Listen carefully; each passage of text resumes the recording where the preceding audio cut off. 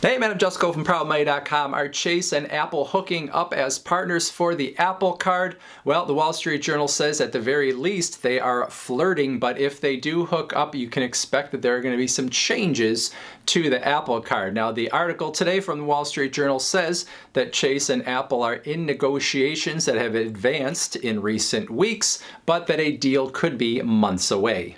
Now, according to the article, and maybe even according to common sense, there are some sticking points in a potential deal. First off, Chase does not necessarily want to pay the face value of the balances that are out there currently on the Apple Card, and that is how a deal would work. They would buy the portfolio from Goldman Sachs. But currently, outstanding balances, according to the article, about $17 billion. But Chase looks at those balances and sees that a lot of them are not necessarily high quality in terms of the possibility of them being paid back. So they don't necessarily want to pay that face value.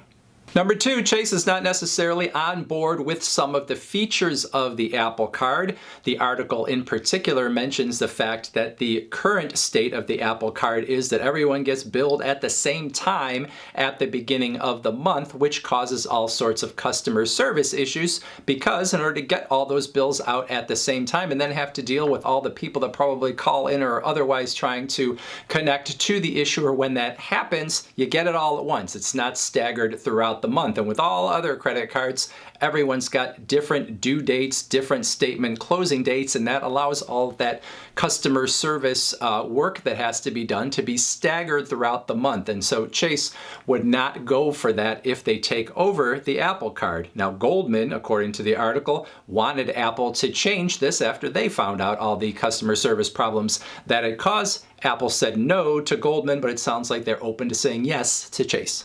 Now, if Chase were to take over the Apple Card, another change that you absolutely could expect is that fewer people would be approved for the Apple Card. So Goldman Sachs really wanted to get into the credit card issuing game and took on the Apple Card and allowed Apple to push them really hard in terms of approving as many people as possible. And so what Goldman Sachs did is they approved as many people as possible, including a lot of people with very low credit scores, and they now have credit card delinquencies that are way above the average of all other credit card issuers.